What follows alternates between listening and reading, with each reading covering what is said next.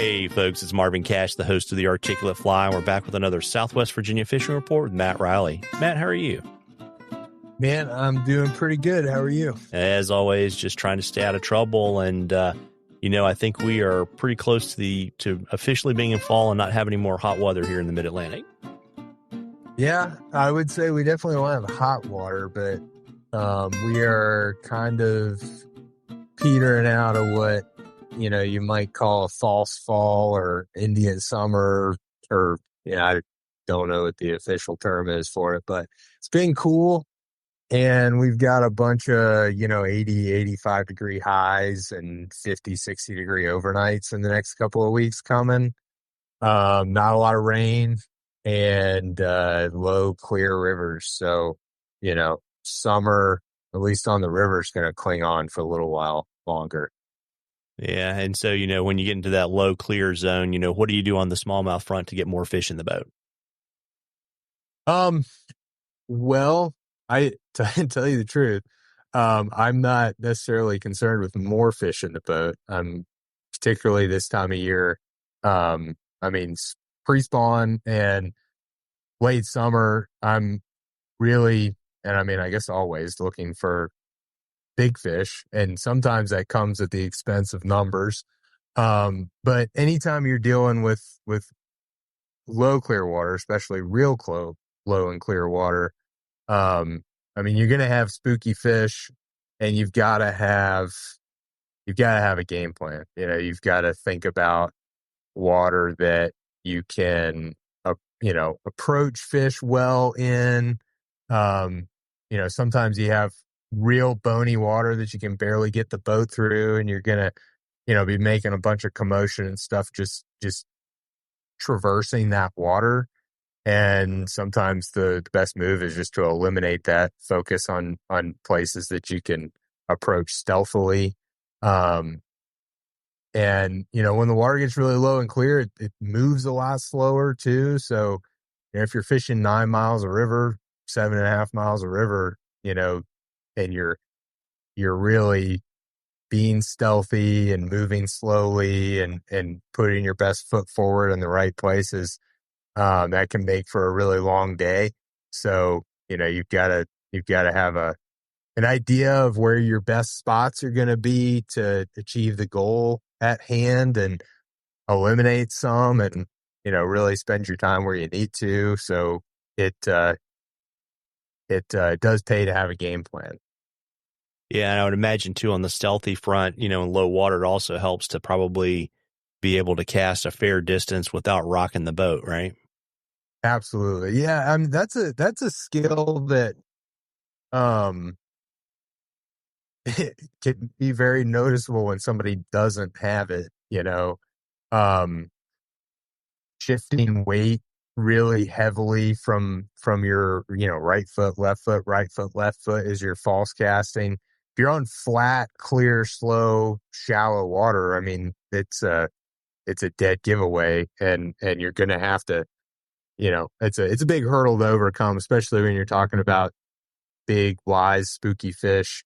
It's something that I try to do when I'm fishing. Doesn't matter, what I'm fishing for. If you can, not shift weight as much as possible, and keep that weight and pressure waves to a minimum, it's always helpful.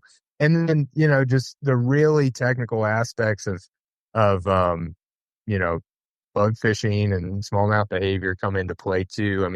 One of the things that I've been drilling people with the last couple of weeks is just this idea of sort of a smallmouth's awareness of items that hit the water as it relates to their reactive distance and willingness to go inspect and eat that fly. There's days where we're talking specifically about bug fishing. There's days where the fish are extremely buggy. You slap the bug down and they might travel 20 feet to come eat it. And then there's days where they're very not buggy, or they're not willing to travel like that, but that bug might still be your best bet in terms of putting a big fish in the boat. And folks have a bad habit of, just trying to get as many casts in as possible, just splatting the bug, picking it up, splatting it down again. And when it's done well, bug fishing is a very deliberate exercise. You're trying to be stealthy, trying to imitate a bug that's hitting the water dead or, helpless, and allowing a fish to take its time to come over, take advantage of that easy to catch meal. And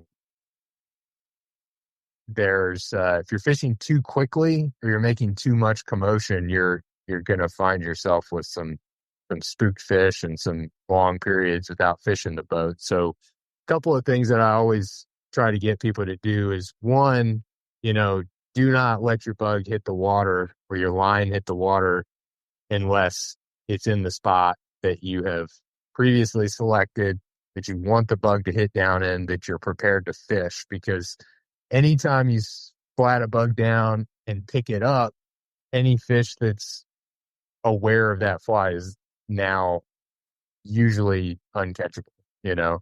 Um, so in the same vein, making sure you pick up quietly and recast, well away from where you picked that fly up in a new, very intentional spot is also important. And, there are lots of days where a fish's zone of awareness sort of um, is wider than their reactive distance. And if that fly lands kind of inside of the awareness zone, outside of the reactive distance, then, you're not gonna be able to catch that fish. You're gonna have to fish to a new fish. Because if you pick that fly up, they see it exit, they're spooked. And, if you splat it down closer to that fish, you don't have a shot. So it's it should be a really deliberate process, and just keeping stealth foremost in your mind it's one of those things that, the results are sort of hard to quantify the benefits there. Um, because I don't know, a lot of folks just, I guess, don't really understand what's happening when you're fishing poorly. You could still be catching fish, but you're not getting as much as you can out of the situation. And so all of that stuff just becomes more and more important the more technical the conditions become. Got it. And so do you ever downsize the bug or maybe go from cork to foam to kind of deal with the stealth issue? Um, I have played with that, and I I'll say I'm generally not a big fan of foam. I just don't feel like I can pull a fish from quite as far with it.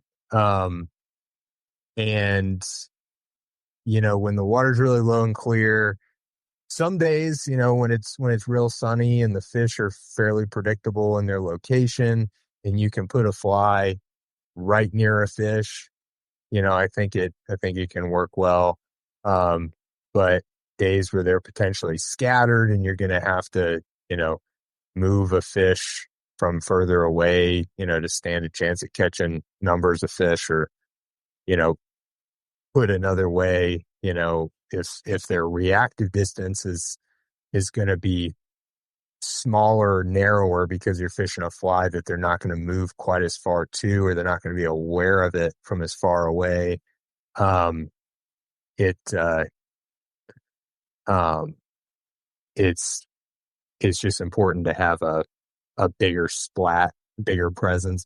I do fish, I carry a bunch of different sizes and sort of weights of and densities of cork, just because, yes, there are times when you do want a lighter splat. Um, but I've just never been a big fan of foam, and I've kind of tried to A/B test those a little bit, and um, my my general takeaway is just that I have not caught nearly as many, or I tend to catch bigger fish with denser bugs than with lighter bugs. Got it. And, folks, we love questions on the articulate fly. You can email me or DM me on social media, whatever's easiest for you. And if we use your question, I'll send you some articulate fly swag. And we're in a drawing for some cool stuff from Matt at the end of the season. And Matt, like we always do, you want to let folks know, what you're booking, how to reach out, and all that kind of good stuff? Yeah, man. We are pretty much booked. I mean, no smallmouth dates left for the sort of regulation season here. We'll be doing some smallmouth in the winter, but the main focus is always going to be muskies. And started booking a fair number of those dates. I just kind of opened that up a week or so ago.